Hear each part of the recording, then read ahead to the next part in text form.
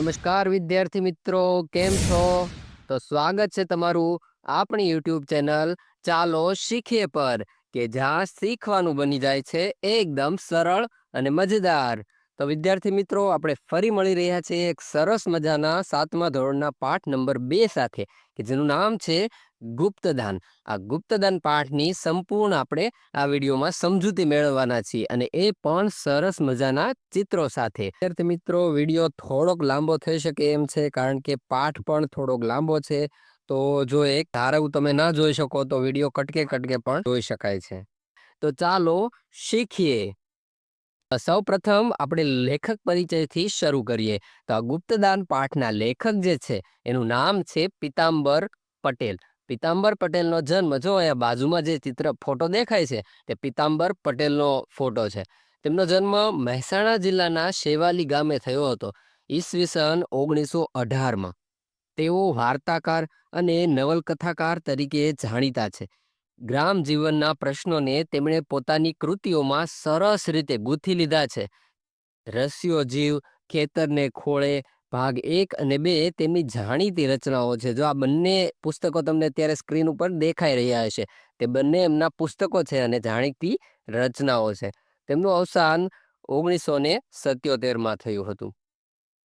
તો ચાલો વિદ્યાર્થી મિત્રો, હવે આ આપેલો છે એ પાઠનો સંક્ષિપ્ત પરિચય છે. એટલે સંક્ષિપ્ત પરિચય એટલે ટૂંકમાં પરિચય. આ પાઠમાં શું આવવાનું છે એનું ટૂંકમાં વર્ણન જે છે એ અહીંયા આપેલું છે 2 ફકરામાં. દાન કરવું સારું છે, પણ એક ગુપ્ત રાખવું એથી સારું છે. આ વાર્તામાં ભીખા શેઠ ખૂબ કંજુસાઈ કરીને ભેગા કરેલા પૈસાનું ગુપ્તમાં દાન કરે છે. ગામડામાં દિન દુખ્યા માટે એમણે કરેલું ગુપ્તદાન એમ શીખવી જાય છે કે પૈસાનો સંગ્રહ પોતાને માટે નહીં, પણ બીજાને માટે હોવો જોઈએ. જો આ પાઠ જે છે એમાં એક ભીખા શેઠ નામનું પાત્ર આવે છે, કેરેક્ટર, જે ગુપ્તદાન કરે. ગુપ્તદાન એટલે શું? આપણે સીધો પ્રશ્ન થાય કે અહીંયા પાઠનું નામ જ છે કે ગુપ્તદાન, તો આપણે એનો એક અલગ પાડીએ. 2 શબ્દો મળીને આ શબ્દ બનેલો છે, એક તો ગુપ્ત અને બીજું દાન. હવે દાન એટલે તમને ખબર જ છે, ગુપ્ત એટલે પણ તમને ખબર છે. ગુપ્ત એટલે શું? કે છુપી રીતે, કોઈને ખબર ન પડે એવી રીતે જે દાન કરો, એને ગુપ્ત દાન કહેવાય. આપણે શાસ્ત્રોમાં પણ કીધેલું છે કે આપણે જો દાન કરીએ તો આપણે જો ડાબા હાથે દાન કરતા હોય તો જમણા હાથને ખબર ન પડી જોઈએ, એવી રીતે દાન કરવાનું. એટલે ક્યારેય કોઈને આપણે દાન કરતા હોઈએ તો કહેવાનું નહીં કોઈને કે આવી રીતે હું દાન કરું છું. દાન કરીને ફેલાવો કરવાનો નહીં. એને કહેવાય ગુપ્તદાન, અને એ શ્રેષ્ઠમાં શ્રેષ્ઠ ગુપ્તદાન કહેવામાં આવે છે. જો આ વાર્તામાં ગુપ્તદાન વિશેની જ વાત છે. આ ભીખા શેઠ છે એ કંજુસાઈ કરીને કંઈક ગુપ્તદાન કરે છે. તો એ લખેલું છે કે આમ પ્રેરક વાર્તામાં ગુપ્તદાનનો મહિમા વણી લેવાયો. જો આ વાર્તા જે છે એ પ્રેરક વાર્તા છે, કે જેનાથી આપને પ્રેરણા મળે, કંઈક શીખવા મળે, બરોબર, આપણા જીવનમાં કંઈક ઉતારી શકે એવી વસ્તુ આમાંથી મળે. એ પ્રેરક વાર્તા છે, અને એમાં ગુપ્તદાનનો મહિમા જે છે એ વણી લેવાયો છે. અંતરિયાળ ગામડામાં કાર્ય કરતા એક ડોક્ટરનો ભીખા શેઠ વિશેનો અભિપ્રાય વાર્તાને અંતે જે રીતે બદલાય છે તે બહુ જ રોચક અને પ્રેરણાદાયી છે. જો આ વાર્તામાં એક ડોક્ટર આવે છે, એમનો અભિપ્રાય જે છે એ આ ભીખા શેઠ છે એમને જોવાની એક નજરિયો હતો, એ છેલ્લે કંઈક અલગ જ રીતે બદલાઈ જાય છે. ભીખા શેઠનું સ્થાન આખું ડોક્ટરની નજરમાં બદલાઈ જાય છે, અને એ આ વાર્તામાં રોચક છે. એવું કંઈક પ્રેરણાદાયી વાત આવે છે. એકદમ કંજૂસ લાગતા ભીખા શેઠ કીર્તિની તમા કર્યા વિના ગુપ્ત રીતે દાન કરે. જો આ એકદમ કંજૂસ લાગતો માણસ જે છે, આ ભીખા શેઠ, એ કોઈ પણ કીર્તિનો એને કીર્તિ નથી જોતી, એટલે કે બહાર ક્યાંય નામના નથી જોતી, એટલે એ કોઈને ખબર ન પડે એવી રીતે, પોતાનું નામ ના આવે એવી રીતે એ દાન કરે છે. ત્યારે તેમનું વ્યક્તિત્વ મુઠ્ઠી ઉંચેરું સિદ્ધ થાય છે. ત્યારે તેમનું વ્યક્તિત્વ જે છે એ ડોક્ટરની નજરમાં બહુ ઊંચી નજરનું જે છે ઊંચા પદે આવી જાય છે. ચાલો હવે પાઠની શરૂઆત કરીએ. જો સરસ મજાનું બાજુમાં એક ચિત્ર છે, કહો ડોક્ટર આમ લબાડ જેવા મોઢા સાથે જોઈ રહ્યો છે ને, એવું કંઈક ડોક્ટર આવ્યા આ ગામમાં ત્યારે થયું હતું. જો અહીંયા લખ્યું છે કે ગંગાપુર જેવા નાનકડા ગામમાં સરકારે ડોક્ટર તરીકે મારી નિમણૂક કરી, ત્યારથી મારો ઉત્સાહ તો ઓસરી ગયો હતો. ગામડાની મને સૂગ ન હતી. મેં જ અરજી ગામડામાં નિમણૂક કરવાની માંગણી કરી હતી, પણ ગંગાપુર એને તે ગામડું કહેવાય કે અંદમાન? કાળા પાણીની સજા થઈ હોય એવું લાગ્યું. જો હવે અહીંયા એક ડોક્ટર જે છે એ એક સરકારી ડોક્ટર બને છે અને પછી પોતાની નોકરી ક્યાં કરવી એની માંગણી ઈ પોતે જ તે ગામડામાં કરે છે. અને સરકાર એને ગંગાપુર નામનું એક ગામ છે, એમાં એની નિમણૂક કરે છે, બરોબર? હવે અહીંયા એક લાલ અક્ષરે જો લખેલો શબ્દ કે ઓસરી ગયો. ઓસરી જવું એટલે કે એનો ઉત્સાહ ઓસરી ગયો. જો આ ડોક્ટર જેવા આ ગામમાં આવ્યા એટલે એનો ઉત્સાહ જે છે એને અંદરથી કામ કરવાની જે ઉત્સાહ હતો એ ઓસરી ગયો એટલે કે ઓછો થઈ ગયો, ઘટી જવું, બરોબર? ઓસરી જવું એટલે ઘટી જવું, ઓછું થઈ જવું. આ જે છે તમને લાલ અક્ષરે લાઈનો આપેલી છે, એ બધી જે છે રૂઢિપ્રયોગ છે. રૂઢિપ્રયોગ આપણે પરીક્ષામાં બહુ પૂછાતા હોય છે કે રૂઢિપ્રયોગનો અર્થ આપો. તો આનો આવું લખેલું હોય એનો અર્થ આપણે કહેવાનો. તો ઓસરી જવું એટલે શું થાય? તો મેં કીધું એમ કે ઓસરી જવું એટલે ઘટી જવું, બરોબર? ઓછું થઈ જવું. એટલે આ ડોક્ટર જેવા ગામમાં આવ્યા ગંગાપુર એટલે એનો ઉત્સાહ જે છે એ સાવ ઓછો થઈ ગયો. હવે ડોક્ટર કહે છે કે મને ગામડાની સૂગ નથી, એટલે કે મને ગામડાથી કાંઈ એમ વાંધો નહોતો, સૂગ ન હતી, એટલે કે મને અરુચિ ન હતી, બરોબર? ગામડા તો ડોક્ટરને ગમતા હતા. પણ મેં અરજીમાં ગામડાની નિમણૂક જ માંગી હતી અને અરજીમાં ડોક્ટરે ખુદે ગામડાની નિમણૂક જ માંગી હતી. પણ ગંગાપુર એને તે કઈ ગામડું કહેવાય કે અંદમાન? જો ડોક્ટર કહે છે કે આ ગંગાપુર નામનું ગામડું છે એને કઈ ગામડું થોડું કહેવાય, એ તો અંદમાન જેવું છે. અંદમાન નિકોબાર એક ટાપુ છે જે ભારતના જ ટાપુઓ છે પણ વચ્ચે બરોબર દરિયાની વચ્ચે આવેલા, જે ચારે તરફ દરિયો છે, એમને ક્યાંય જમીન કનેક્શન મળતું નથી. એટલે એ જગ્યાએ જો કઈ મદદ પહોંચાડવી હોય અથવા કઈ કનેક્શન કરવું હોય કોઈ હારે તો એ બહુ મુશ્કેલ વાત છે. એટલે હાવ અંતરિયાળ વસ્તુ છે, બરોબર? એટલે આ ગામડું પણ એવું છે કે જ્યાં એનો કનેક્શન જે છે દૂર દૂર સુધી કાંઈ છે નહીં. કાળા પાણીની સજા થઈ હોય એવું લાગ્યું. જો કાળા પાણીની સજા થવી આ પણ એક રૂઢિપ્રયોગ છે. એટલે કે મુશ્કેલી અને અગવડ ભરી જગ્યાએ રહેવું તે, બરોબર? ખૂબ મુશ્કેલી ભરી જગ્યાએ રહેતા હોય તો એને કહેવાય કાળા પાણીની સજા થવી. કાળા પાણીની સજા તમે જાણો છો ઇતિહાસમાં તમારે અથવા સામાજિક વિજ્ઞાનમાં પણ આવશે કે કાળા પાણીની સજા વિશે તમને ભણવામાં આવશે. તો વિદ્યાર્થી મિત્રો જો તમે જાણતા હોય તો તમારે કોમેન્ટ કરીને જણાવવાનું છે કે કાળા પાણીની સજા જે છે એ કોને થઈ હતી. ઇતિહાસનું એક એવું પાત્ર છે જેને કાળા પાણીની સજા થઈ હતી. અને કાળા પાણીની સજા છે શું? તો કાળા પાણીની સજા એવી વસ્તુ છે કે એમને અંદમાન નિકોબાર જે ટાપુ છે અથવા લક્ષદ્વીપ ટાપુ છે એમાં છોડી દેવામાં આવે, એને એની જેલમાં બંધ કરી દેવામાં આવે અંધારામાં, કે જ્યાં કાંઈ તમને જોવા ન મળે, બરોબર? એક જ ટાપુ હોય, ત્યાં ખાવાનું કાંઈ ન હોય. બાજુમાં જો તમે ત્યાં જેલમાંથી છૂટી પણ જાઓ તો કોઈ વ્યક્તિ તમને મળે નહીં. અને ચારેકોર દરિયો હોય, એટલો વિશાળ દરિયો કે તમે એને તરી ન શકો. એટલે મૃત્યુ નિશ્ચિત છે. એવી જગ્યા કે જ્યાં ક્યાંય કનેક્શન ન મળે અને બહુ મુશ્કેલી વેઠીને રહેવું પડે, એવું આ લેખક જે છે એ કહેવા માંગે છે. આ ગામ સ્ટેશનથી જો હવે આવ્યું કે આ કેમ કાળા પાણીનું લેખકે એને ઉદાહરણ આપ્યું.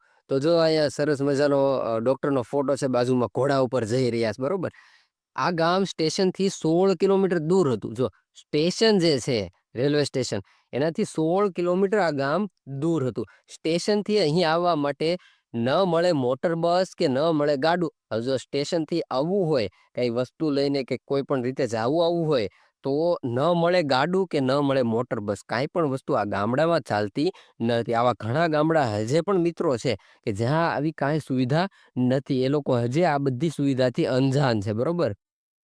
નદી નાળા વાળો રસ્તો છે એટલે ઘોડા પર સામાન મૂકીને આવ જા કરવી પડે. જો નદી અને પાછો ગામડાનો રસ્તો નદી નાળા વાળો એટલે ઘોડા ઉપર સામાન મૂકી અને આવ જા કરવી પડે.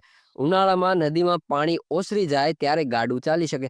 જો ફરથી ઓસરી જવું, ઓસરી એટલે શું થાય કે ઘટી જવું. જ્યારે નદીમાં પાણી ઘટી જાય ઉનાળામાં તો ગાડું હાલે, બાકી ગાડું ચાલતું ન હતું. જીવનમાં કદી ઘોડા પર બેઠેલો નહીં. હવે એમાં આ ડોક્ટર ભાઈ એ તો ક્યારે જીવનમાં જિંદગીમાં ક્યારે ઘોડા ઉપર નહીં બેસેલો. 16 કિલોમીટર કાપતા તો મારો દમ નીકળી જતો. જો દમ નીકળી જવો રૂઢિપ્રયોગ છે, દમ નીકળી જવો એટલે થાકી જવું, ખૂબ થાકી જવું, એને તો ડોક્ટર કહે છે કે જીવનમાં ક્યારેય હું ઘોડા ઉપર બેસેલો નહીં. અને એમાંય ત્યાં 16 કિલોમીટર ઘોડા ઉપર બેસવાનું, 16 કિલોમીટર બેસું ત્યાં તો દમ નીકળી જતો, એટલે બહુ થાકી જતો. વાહન વ્યવહારની તકલીફ છે તેવી જ ટપાલની તકલીફ છે. જો હવે એક તકલીફ ડોક્ટરે ગણાવી કે વાહન વ્યવહારની છે, બરોબર? એવી જ બીજી તકલીફ છે ટપાલની. હવે આ જ્યારે ડોક્ટર બન્યા ત્યારના જમાનામાં ફોન, મોબાઈલ કે એવું કાંઈ હતું નહીં. ત્યારે ટપાલ વ્યવસ્થા હાલતી, બરોબર? પત્ર લખવાનો એકબીજાને ઘરે જો મોકલવો હોય તો 7 દિવસ અગાઉ પત્ર લખો ત્યારે 7 દિવસે ઘરે પત્ર મળે. અને માણસોને ખબર પડે ઘરે કે આ પત્ર આવ્યો છે ને આવી એવી વાતું કરી છે, બરોબર. પણ એની જે છે એ ટપાલની વ્યવસ્થા પણ આ ગામડામાં ન હતી. જો કેટલી મુશ્કેલી ભર્યું જીવન વેઠતા હશે આ ગામડાના લોકો. અઠવાડિયામાં 3 દિવસ આવે. અઠવાડિયામાં 3 દિવસ જ આવે. રેગ્યુલર નકર ટપાલ ચાલે, પણ આ તો અઠવાડિયામાં 3 દિવસ જ આવે. ગામમાં પગ મૂકતા જ મને થઈ ગયું કે હું દુનિયાથી દૂર ફેંકાઈ ગયો. જો એક તો આ ડોક્ટર માણસ કેટલું ભણી ગણીને કેટલી ટેકનોલોજી આરે રહેલો માણસ અને સીધો એવી રીતે ગામડામાં એમની નિમણૂક થઈ. વિચાર કરો, એ જ પોતે જ કહે છે કે હું જાણે દુનિયાથી દૂર ફેંકાઈ ગયો હોય એકદમ, એવું મને હવે લાગવા મળ્યું હતું. જ્યાં સુધી ટપાલમાં આવેલું છાપું ન વાંચીએ ત્યાં સુધી ખબર શું પડે કે બહાર શું ચાલી રહ્યું. જો ટપાલમાં જ્યાં સુધી 3 દિવસે છાપું આવે, રેગ્યુલરનું છાપું તો આવે નહીં, 3 દિવસે આવે નહીં, છાપું ન વાંચીએ ત્યાં સુધી તો ખબર પણ ના પડે કે બહાર શું ચાલી રહ્યું છે, બરોબર. અત્યારે તો મનોરંજન માટે આપણે ટીવી છે, મોબાઈલ છે, એવું ઘણું બધું હોય. પણ પહેલાના જમાનામાં એવું કાંઈ નહોતું. માણસો છાપું વાંચી અને બધી ખબરો રાખતા અને એમ જ કંઈક વાર્તા કે એવું કંઈક આવતું તો પોતે મનોરંજન કરતા અથવા નાટકો ને એવું બધું થતું, બરોબર. પણ અહીંયા ગામડામાં તો છાપું પણ આવતું નથી. એટલે ડોક્ટર તો એકદમ એમ કહે છે કે જાણે દુનિયાથી સાવ દૂર ફેંકાઈ ગયો હોય એવું મને લાગવા લાગ્યું હતું. છતાં મેં ગમાડ્યું. જો હવે આ ડોક્ટર જે છે નોકરી કરવા આવ્યા જ છે તો એ ખુદ ગમાડે છે. મેં મનને મનાવી લીધું. જો પોતે પોતાના મનને જે છે એ મનાવી લે છે. હું ઓછો હવા ખાવા નીકળો છું તે ગામડાની શોભાને યાદ કરતો નિશાસા નાખું.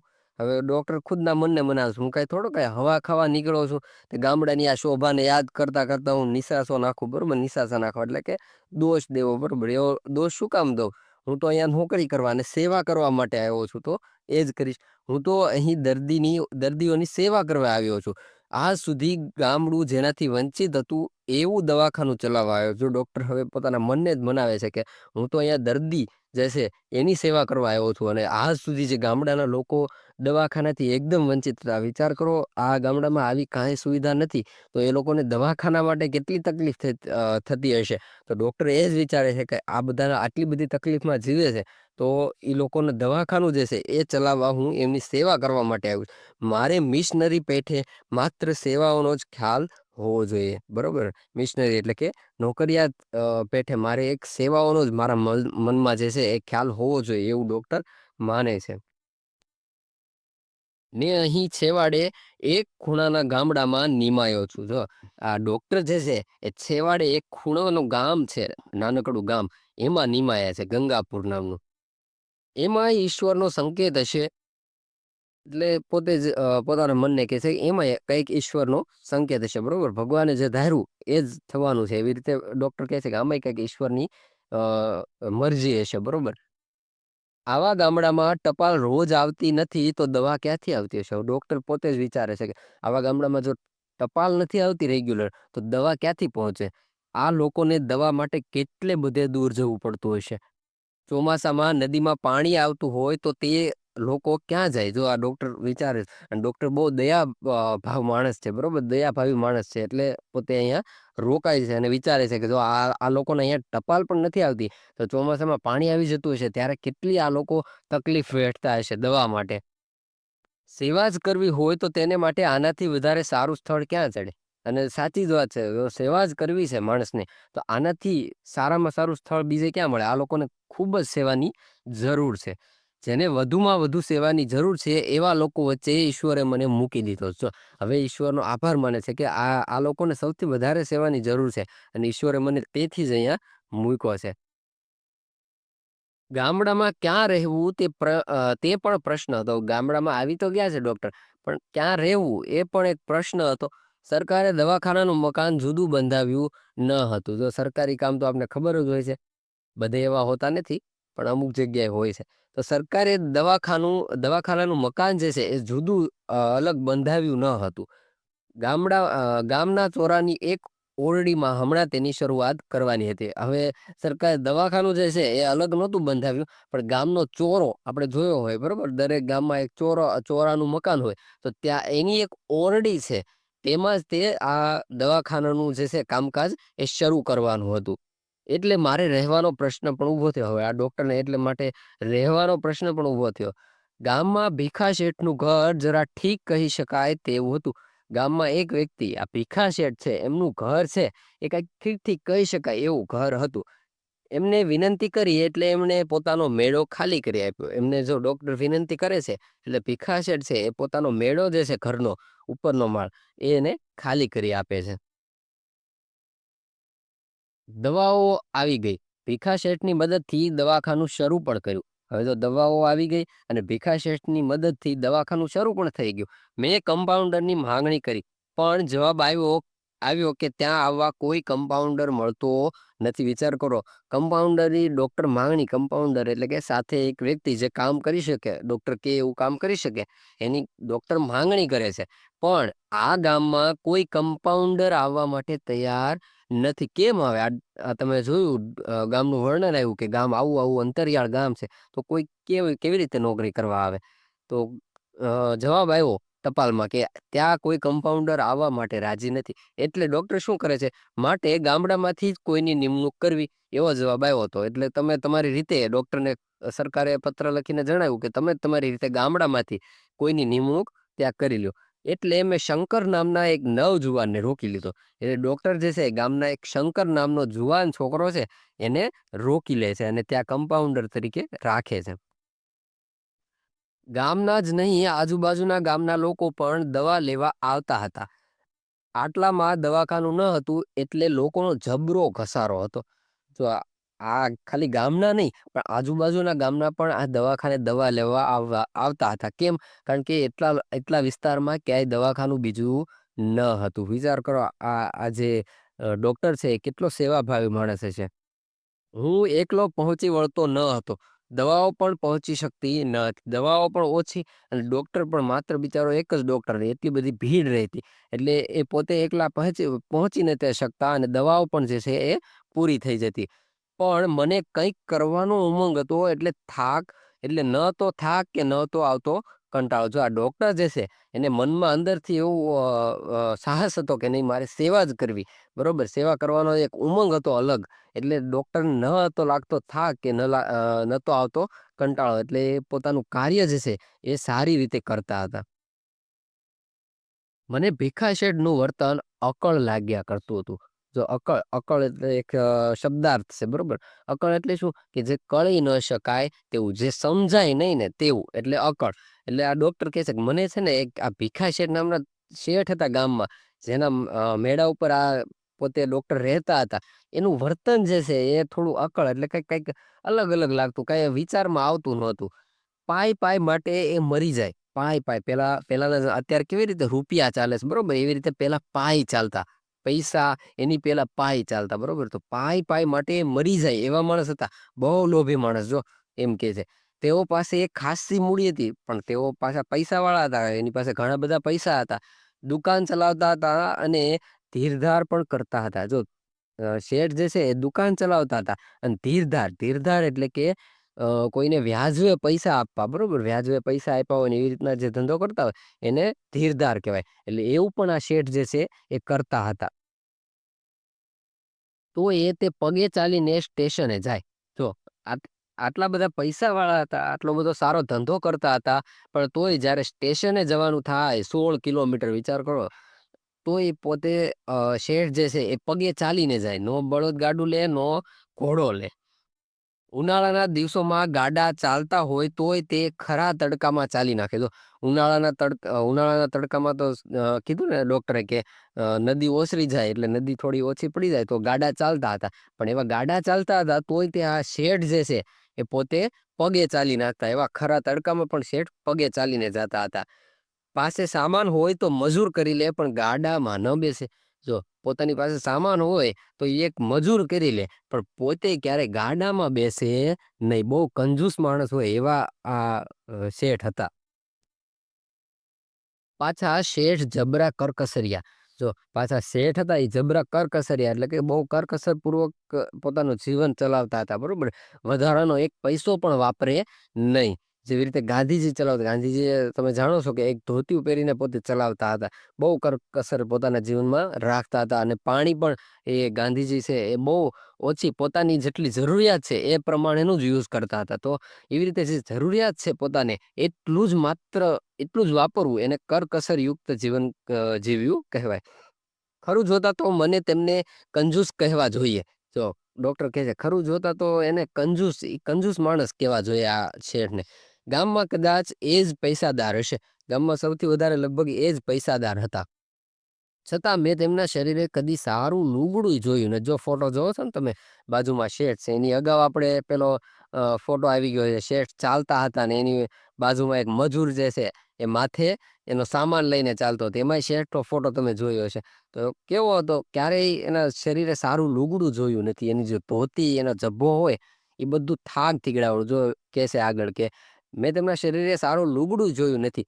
થાક થીગડાવાળું ધોતિયું હોય અને એવો જભ્ભો હોય. જોડા પણ જૂના ખેંચે રાખતા હોય. જો આ શેઠ જે છે થાક થીગડાવાળું ધોતિયું ને એવું બધું પહેરે, પૈસાદાર છે છતાં.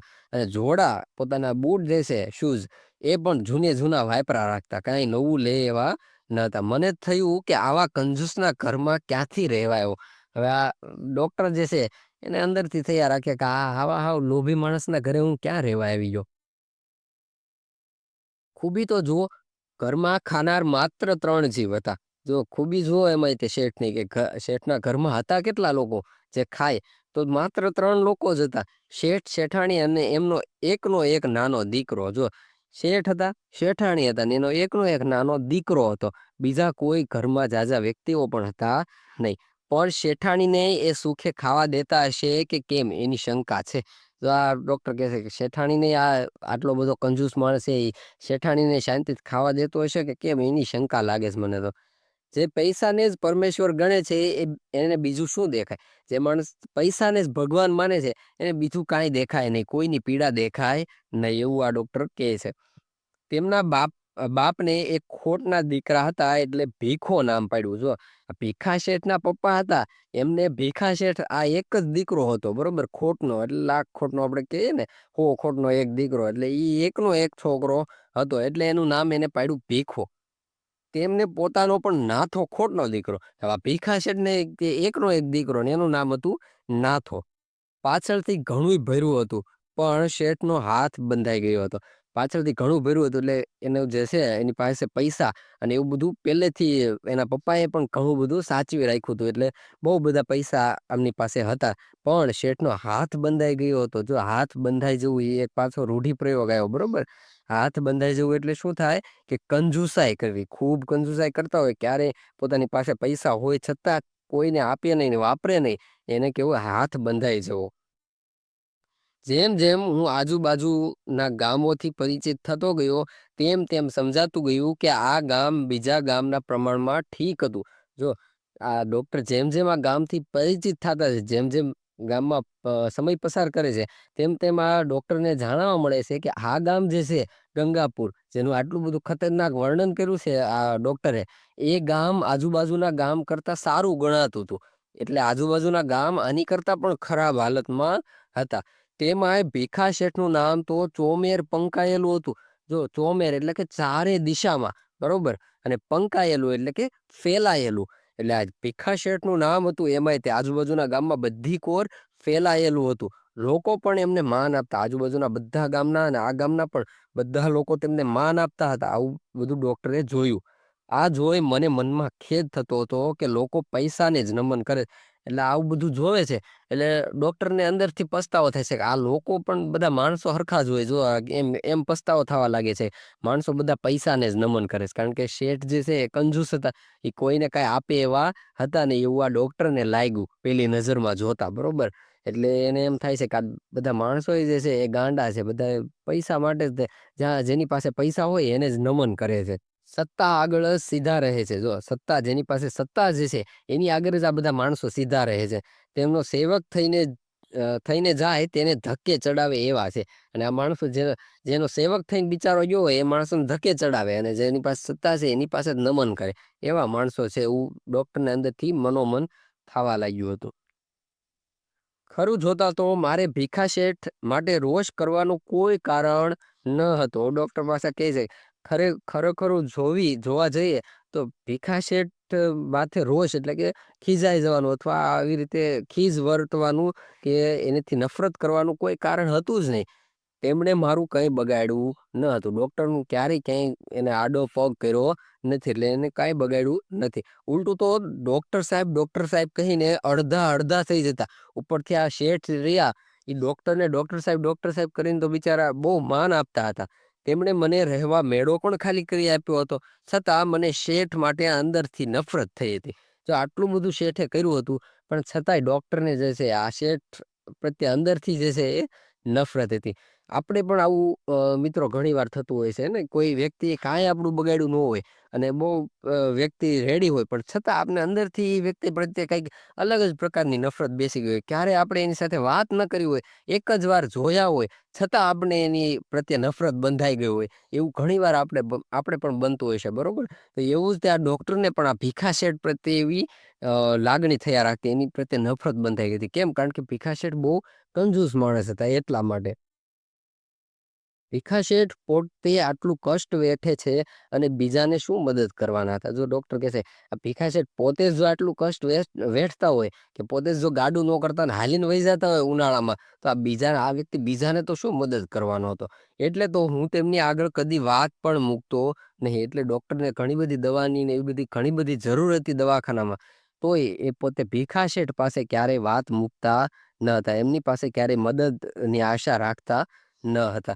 બાકી મને ઘણીવાર થતું કે ગામના લોકો થોડીક મદદ કરે તો વધુ દવાઓ લાવી શકાય. જો એટલે ડૉક્ટર જે છે એને ઘણીવાર થતું કે જો ગામના લોકો થોડી મદદ કરે તો ઘણી બધી દવાઓ લાવી શકાય અને આ લોકોની જરૂરિયાત જે છે એને પૂરી કરી શકાય. પણ ગામનો શેઠ ગણો, આગેવાન ગણો, જે ગણો તે આવો બોદો હોય ત્યાં શું થઈ શકે?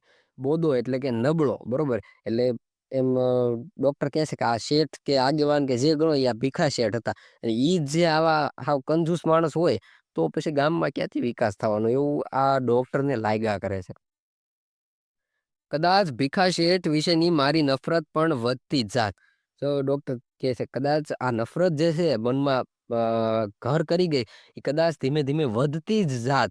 પણ તેમને છેક છેલ્લી પાયરીએ મૂકી દે. છેલ્લી પાયરી એટલે કે છેલ્લી કક્ષાએ, છેલ્લી કક્ષા કહીએ ને આપણે, સાવ આપણી નજરમાં જેનું છેલ્લું સ્થાન હોય, ત્યાં આપણે મૂકી દે. એવું ડૉક્ટર કહે છે કે હું મારી નજરની સાવ છેલ્લી કક્ષાએ આ ભીખા શેઠને મૂકી દે. પણ બનાવ એવો બન્યો કે ભીખા શેઠ વિશેની મારી માન્યતા જે છે એ સાવ બદલાઈ ગઈ. જો એકવાર એવો બનાવ બને છે કે આ ડૉક્ટરની આવી માન્યતા હતી જે ભીખા શેઠ વિશેની, એકદમ કંજૂસ માણસ ને લોભી માણસને જે એની નફરત હતી, એ એકદમ ડૉક્ટરની નજરમાં બદલાઈ જાય. વિચાર કરો શું બનાવ બન્યો હશે? તો જો આગળ આ બનાવ આવે છે.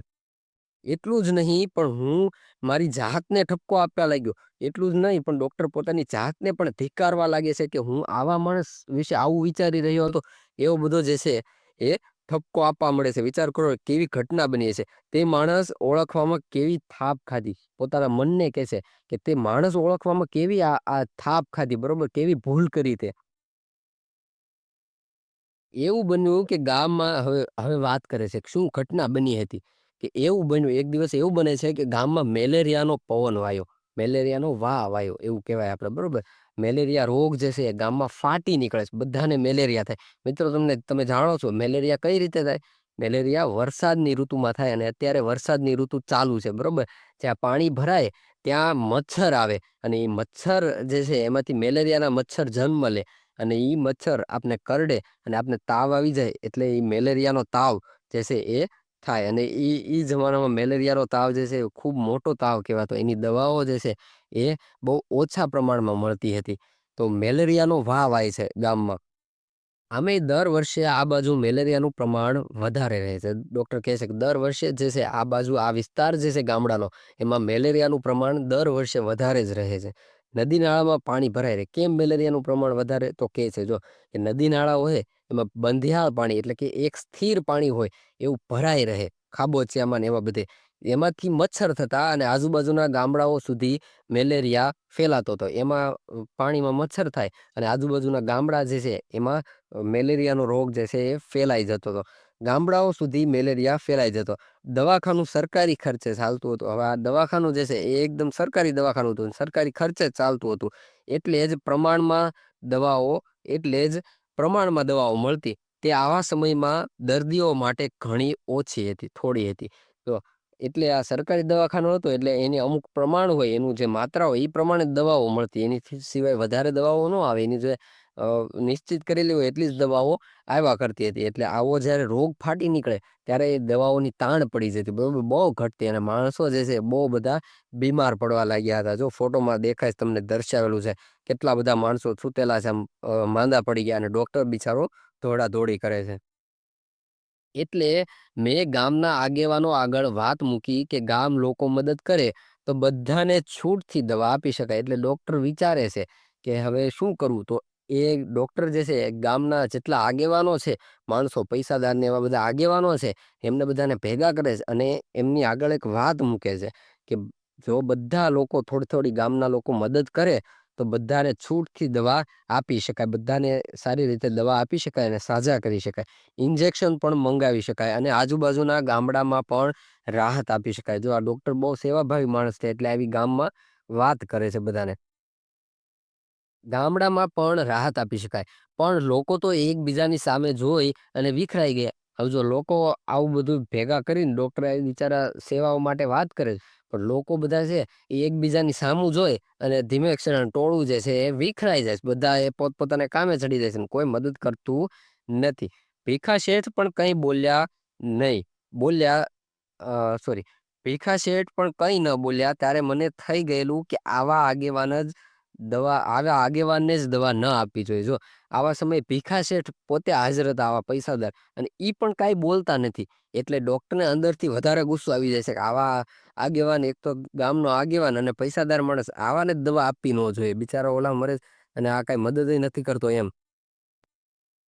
લોકોના ભલા માટે પાયે ખર્ચે છે. જો ડોક્ટર અંદર વિચારણા કરવા માંડે છે, લોકોના બિચારા લોકોના સ્વાસ્થ્ય માટે, એના ભલા માટે આ એક રૂપિયો ખર્ચે એવો માણસ નથી. આવાને તો લૂંટી લેવા જોઈએ. જો ડોક્ટર પોતાના મનમાં વિચારે છે આવા માણસોને તો એકદમ લૂંટી લેવા જોઈએ. હું મનમાં આવો પુણ્ય પ્રકોપ ઠાલવતો હતો ત્યાં ભીખા શેઠ મારી પાસે આવ્યા. જો ડોક્ટર આવું મનમાં હજી વિચારી જ રહ્યા હતા, બધો પુણ્ય પ્રકોપ જે છે એનો ગુસ્સો જે છે મનમાં ઠાલવતા હતા, ત્યાં જ ભીખા શેઠ છે એની પાસે આવી પહોંચે છે. મને તે વખતે તો રોષ ચડ્યો કે તેને સંભળાવી દો. જો એક તો પોતાના મનમાં આવી વાત ચાલી જ રહી હતી અને ભીખા શેઠ આવે છે એટલે ડોક્ટરને મનમાં એવું થાય છે કે આને માણસને અત્યારે સંભળાવી દઉં. પણ ગમ ખાઈ ગયો. જો ગમ ખાઈ ગયો એટલે કે હું સહન કરી ગયો, બરોબર, કાંઈ બોલતા નથી અને ગમ ખાઈ જાય છે. તે આવીને બેઠા, તે આવીને બેસે. હું કાંઈ બોલ્યો નહીં એટલે તે બોલ્યા. ડોક્ટર કાંઈ બોલતા નથી, સાનામાના મોઢું બંધ કરીને બેસે છે. એટલે કાંઈ ડોક્ટર ન બોલ્યા એટલે ભીખા શેઠ ખુદ બોલ્યા કે ડોક્ટર સાહેબ એક કામે આવ્યો છું. ડોક્ટર સાહેબને કહે છે કે એક કામે આવ્યો છું. હવે ડોક્ટર કહે છે કે મને થયું કે કંઈક સ્વાર્થની વાત લઈને આવ્યા છે. બરોબર, ડોક્ટરના પોતાના મનમાં પહેલેથી એક છબી બંધાઈ ગઈ હતી આ ભીખા શેઠની, કે બહુ કંજૂસ માણસ છે. એટલે એને એમ થાય છે કે આમ નક્કી આ વ્યક્તિ આવ્યો છે કામે તો એ કાંઈક પોતાના સ્વાર્થ માટે જ આવ્યો હશે, કાંઈ આ માણસ કાંઈ યોગ્ય નથી. એટલે ડોક્ટર કહે છે કે બોલો ને. તો હવે જો ભીખા શેઠ શું કહે છે કે તમે આજે બપોરે મદદ બાબતમાં વાત કરી હતી ને હું ફૂલ નહીં તો ફૂલની પાંખડી આપવા આવ્યો છું. જો ભીખા શેઠ પૈસા દેવા માટે આવ્યા છે અને ડોક્ટરને કહે છે કે તમે આજે જે બપોરે વાત કરી હતી મદદ માટેની, એ માટે હું ફૂલ નહીં તો ફૂલની પાંખડી, આપણે આ શબ્દનો પ્રયોગ કરતા હોય, ફૂલ નહીં તો ફૂલની પાંખડી આપી, એટલે કે આપણાથી જેટલી બનતી એટલી મહેનત કરવી, બરોબર, એટલો જે છે એ સેવાઓ આપવી, એટલું દાન આપવું. તો એ ભીખા શેઠ કહે છે કે હું ફૂલ નહીં તો ફૂલની પાંખડી આપવા આવ્યો છું અને મારા હાથમાં 100 રૂપિયાની નોટો મૂકી દીધી. જો ડોક્ટરના હાથમાં 100 રૂપિયાની જે છે એ નોટો મૂકી દેશે, કેટલી બધી નોટો મૂકી દે. વિચાર કરો, જ્યારે પાઈ વસ્તુ ચાલતી હતી ત્યારે આ ભીખા શેઠ જે છે એ 100 રૂપિયાની નોટો ડોક્ટરના હાથમાં મૂકી દે છે. પણ આમાં એક શરત. જો ભીખા શેઠ પૈસા આપે છે પણ એક શરત મૂકે છે ડોક્ટરની સામે. મેં તેમની સામે જોયું, ડોક્ટરે તેની સામે જોયું. પછી ભીખા શેઠ પાછા બોલે છે, તમારે કોઈને કહેવું નહીં કે મેં તમને આ મદદ કરી છે.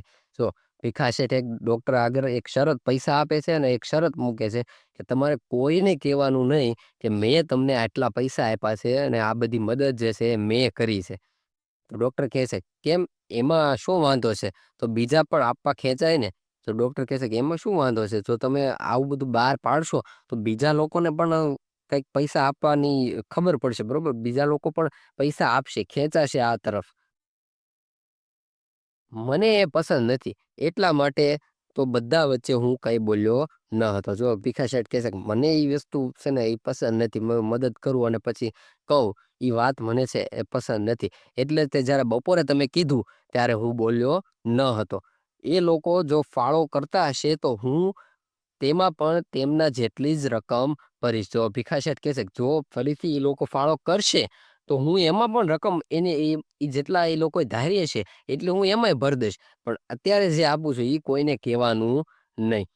હવે ડોક્ટર કહે છે કે મને નવાઈ લાગી. હું જેને કંજૂસ કંજૂસ કહીને નીંદતો હતો તે ભીખા શેઠ કોઈ ન જાણે તે ગુપ્ત દાન કરતા હતા. જો આ ડોક્ટરનો આખો નજરિયો જે છે પેલા કેવો હતો ભીખા શેઠ વિશેનો, કે આ માણસ એકદમ કંજૂસ છે અને ઈ વ્યક્તિ પોતે આવીને આવી રીતે દાન કરે છે અને કોઈને કહેવાની ના પાડે છે. હવે આ ડોક્ટરની માઇન્ડમાં જે છાપ હતી એકદમ જે ભીખા શેઠની એ આખી ફરી જાય છે અને પોતે વિચારવા લાગે છે કે જેને હું કંજૂસ કંજૂસ કહીને નીંદતો હતો, જેની નિંદા કરતો હતો, એ માણસ તો અત્યારે ગુપ્તદાન કરે. ગુપ્તદાન એટલે મેં પહેલા જ જણાવ્યું કે ગુપ્ત રીતે એટલે કે છુપી રીતે દાન કરવું, કોઈને ખબર ન પડવા દેવી કે આ દાન મેં કર્યું છે, એવી રીતે દાન કરવું એને કહેવાય ગુપ્તદાન. બરોબર, એવું ગુપ્તદાન જે છે એ આ ભીખા શેઠ કરતા હતા.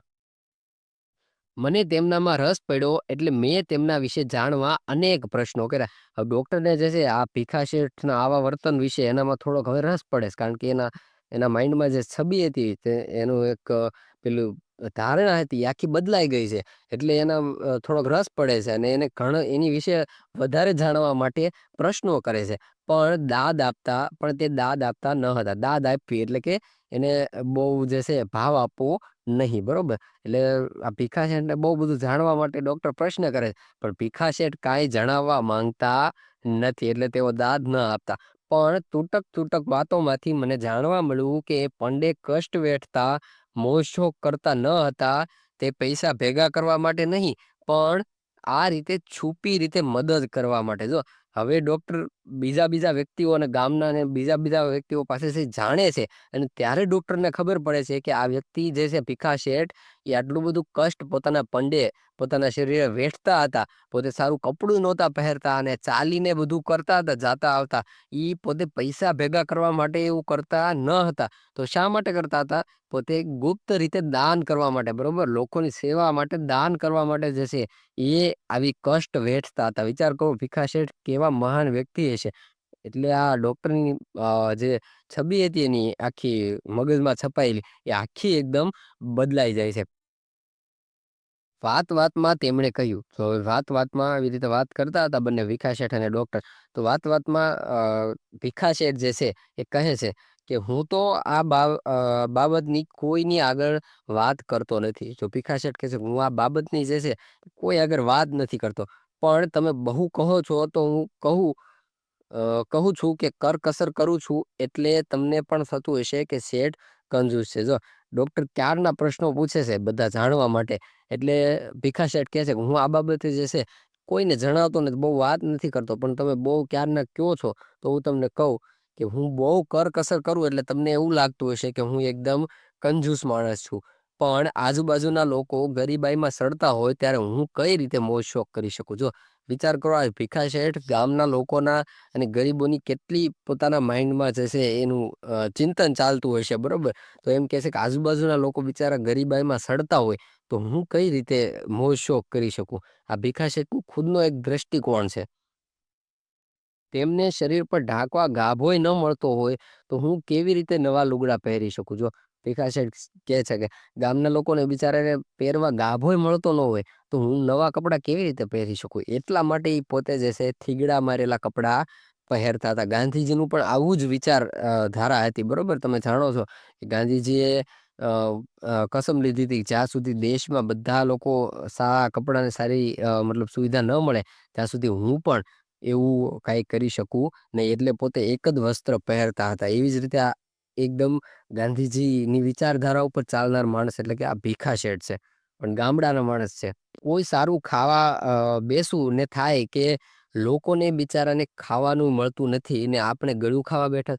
જો ભીખા શેઠ પોતે સારું ખાવા બેસે કાંઈક સરસ મજાનો થાળ-બાળ હોય અને ખાવા બેસે, ત્યારે એને તરત મનમાં એવો વિચાર આવતો કે બિચારા ગરીબો જે છે, એને ખાવાનુંય મળતું નથી. સાવ ખાવાનું જેવું તેવું ખાવાનુંય મળતું નથી અને હું આવું ગળ્યું ખાવા બેઠો છું. એટલે પોતે ગળ્યું પણ એવું કાંઈ ખાતા ન હતા. એટલે એવા પ્રસંગે જે કાંઈ ખર્ચ થવાનું હોય, તેટલા પૈસા જુદા મૂકું. જો એટલે ભીખા શેઠના જેટલા પ્રસંગો આવતા, ખાવાના ને આવા બધા, એવા પ્રસંગોએ જેટલો ખર્ચ થવાનો, એ બધો ખર્ચ જે છે, એના પૈસા ઈ પોતે એવા ખોટા કામમાં ન વાપરતા અને પોતે જે છે, એ પૈસા અલગ મૂકી દેતા અને તેમાં એટલા બીજા પૈસા ઉમેરવું અને આ પૈસા ગરીબ ગુરબાની મદદ કરવામાં વાપરું છું. જો હવે એટલા જ પૈસા જે પૈસા વપરાવાના હોય, એટલા પૈસાનું ઈ અલગ મૂકી દે અને એટલા જ પૈસા એમાં બીજા નાખે અને પછી એ ગરીબ લોકોની મદદ કરવા માટે વાપરે છે. આવું જે છે, એક ભીખા શેઠનો આખો દ્રષ્ટિકોણ હતો. હવે મને સમજાઈ ગયું કે આજુબાજુના ગામના લોકો શેઠને કેમ નમન કરતા હશે. જો હવે આ ડોક્ટર જે છે, એને સમજાઈ જશે કે આજુબાજુના ગામના લોકો જે છે, એ ભીખા શેઠને શા માટે નમન કરતા હશે? કેમ બધા પગે લાગતા હશે અથવા એમનું માન કેમ જાળવતા હશે? કારણ કે ભીખા શેઠ આવા વ્યક્તિ હતા.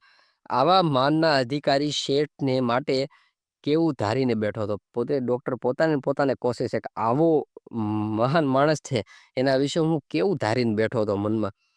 મારા પસ્તાવાનો પાર ન રહ્યો. જો ડોક્ટરને અંદરથી પસ્તાવાનો પાર નથી રહેતો. બહુ પસ્તાવો થાય. શેઠ, અજાણે પણ મેં તમને ખૂબ અન્યાય કર્યો છે. મેં તમને સમજવામાં મોટી ભૂલ કરી છે. સાચે જ તમે તો દુખ્યાના બેલી છો. તો હવે પોતાનો પસ્તાવો જે છે, એ ભીખા શેઠ સામે ઠાલવી દેશે. શેઠ, મારાથી બહુ મોટી ભૂલ થઈ છે. મેં તમને જે છે સમજવામાં આવી બહુ મોટી ભૂલ કરી છે અને તમે તો દુનિયાના બેલી છો. એટલે કે તમારી જેવા જો માણસો હોય તો દુનિયાને કાંઈ જરૂર પડે નહીં. દુનિયામાં કોઈ ગરીબ ના રહે અને કોઈ ભૂખે ના મરે. ના, ના, જો ભીખા શેઠ તોય કેવા મહાન માણસ છે, તોય એ પોતે કહે છે કે ના, ના, એવું જેવું કાંઈ નથી. ડોક્ટર સાહેબ, ખરું જોતા તો જે લોકોનું છે, તેમને હું પાછું આપું. જો તોય પોતે સ્વીકાર નથી કરતા કે હું કાંઈ મહાનતાનું કાર્ય કરું છું, બરોબર? આ શેઠ એટલા મહાન માણસ છે અને કહે છે કે હું જે છે, આ લોકોનું જ છે અને લોકોને પાછું આપું છું. હું આમાં મારું કાંઈ છે નહીં. મારા બાપ દાદા આ લોકો પાસેથી કમાયા હશે ને, તો પોતે દુકાન ચલાવે છે. એટલે એ કહે છે મારા બાપ દાદા જે છે, એ આ લોકો પાસેથી જ કમાયા હશે. એટલે એમનું જ છે અને હું એમને પાછું આપું છું.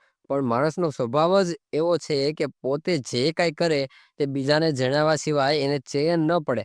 તમે તો જો ડોક્ટર કહે છે કે બધા માણસો પણ માણસનો સ્વભાવ હોય કે કાંઈક એક રૂપિયાનું જ દાન કર્યું હોય, તો અત્યારના સમયમાં તમે મિત્રો જાણો છો કે અત્યારે કોઈક દાન કર્યું હોય, તો તમે જોતા હશો સોશિયલ મીડિયામાં કેટલા વિડીયો બનાવે. એક ખાલી ગરીબને જમવાનું આપ્યું હોય, એમાં તો એ 10 વિડીયો બનાવે, 10 એંગલથી વિડીયો લે કે જો મેં દાન કર્યું અને પાછા નો એના સ્ટોરી અપલોડ કરે, નો એને મોકલે કે જો મેં દાન કર્યું, મેં દાન કર્યું. અને તમે તો આવા માણસ છો. એટલે ડોક્ટર કહે છે કે માણસોનો સ્વભાવ છે કે એક રૂપિયાનું પણ દાન કર્યું હોય, તો નો એટલા લોકોને જણાવે પોતાની જાતને ઊંચી દેખાડવા માટે. અને તમે તો આટલું બધું દાન કરો છો, છતાં કોઈને ખબર નથી પડવા દેતા એમ. હવે ભીખા શેઠ જવાબ આપે છે કે એ તમારું કહેવું ખરું છે.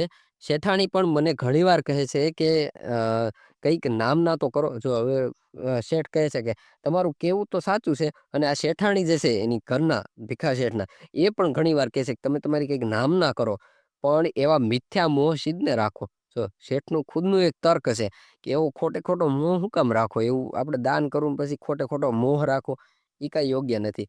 મને એક સાધુ મહારાજે કહેલું કે તું એવી રીતે દાન કરજે કે જો તું જમણા હાથે દાન આપે તો તારો ડાબો હાથ પણ ન જાણે. જો આ ભીખા શેઠ પોતાની એક વાત મૂકે છે કે મને એકવાર એક સાધુ મહારાજ જે છે, એણે કીધેલું કે જો તું કંઈક દાન આપ, તો તું જમણા હાથે દાન કરતો હોય તો ડાબા હાથને પણ ખબર પડવી ન જોઈએ કે તું દાન કરે છો, બરોબર? એટલે ગુપ્ત એકદમ કોઈને પોતાની જાણ નહીં કરવાની કે હું દાન કરું છું અને એકદમ ગુપ્ત રીતે દાન કરવાનું અને એનો ક્યારેય અહંકાર મનમાં જે છે એ લાવવાનો નહીં. એ વાત મારા દિલમાં ખરેખર વસી ગઈ છે અને ત્યારથી જ આ રીતે મદદ કરું છું. તો ભીખા શેઠ કહે છે કે ઈ સાધુની વાત જે છે, એ મારા દિલમાં જે છે અંદર ઉતરી ગઈ છે ને એટલે જ હું આવી રીતે દાન કરું છું. હું એ વાતમાં માનનાર માણસ છું. એ વખતે મેં શેઠને નમન કર્યા. જો આ છે ડોક્ટર, એ શેઠને નમન કરે છે એ વખતે. આ સરસ કેવું કેવું મહાન એનામાં તર્ક છે, બરોબર? એનું તર્ક ખુદનું અલગ એક તર્ક છે. અને ઈ સારું લાગે છે ડોક્ટરને અને પોતે નમન કરે છે. બહારથી થાક થીગડાવાળા દેખાતા શેઠ દાનવીર જ નહીં, પણ જીવનની સૂઝવાળા વિચારક પણ હતા. બહારથી જે આ થાક થીગડાવાળા દેખાતા હતા, એ ખાલી દાનવીર નહોતા, પણ પોતાની જીવનમાં જે છે એ સારા વિચાર ધરાવનાર અને સારી એક સૂઝ ધરાવનાર વ્યક્તિ હતા, મહાન માણસ હતા. હું શેઠ સામે માન ભરી નજરે જોઈ રહ્યો. શેઠની સામે આ ડોક્ટર જે છે એ માન ભરી નજરે જોઈ રહે છે. આ ધન હું કમાયો નથી. મારા બાપ વારસામાં આપીને ગયા છે.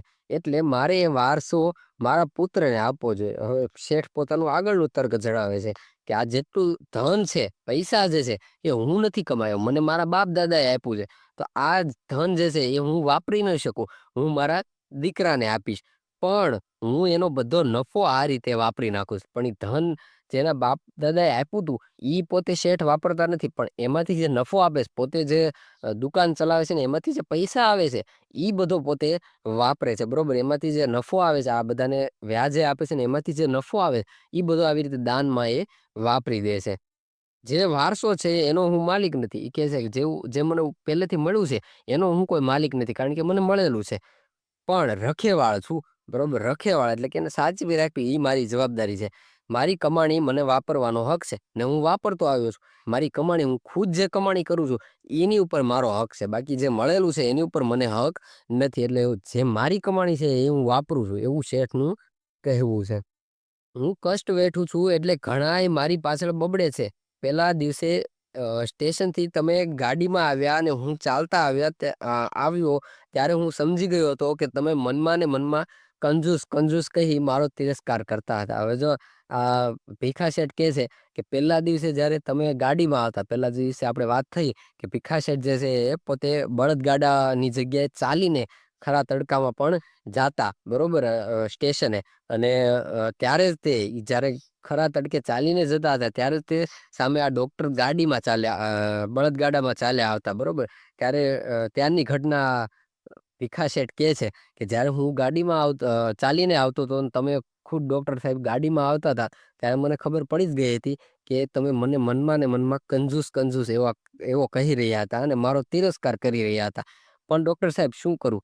લોકોની સામે જોઉં છું ને ગાડીમાં નથી બેસાતું. જો આ કેટલો વિચારદાર માણસ છે આ ભીખા શેઠ.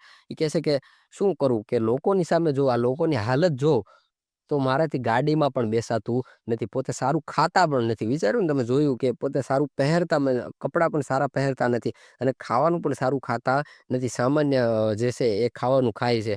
અને ઈ શેના કારણે? તો કે લોકોના કારણે. લોકોને સામે જોવે અને લોકોની એટલી બધી ગરીબાઈ જોવે તો એનાથી પોતે ધારતા નથી, પોતે ભોગવતા નથી. શું કરું? લોકોની સામે જોઉં છું ને ગાડીમાં નથી બેસાતું. લોકોની સામે જોઉં એટલે મારેથી ગાડીમાં નથી બેસાતું. બિચારા લોકો કેટલું કષ્ટ સહન કરે.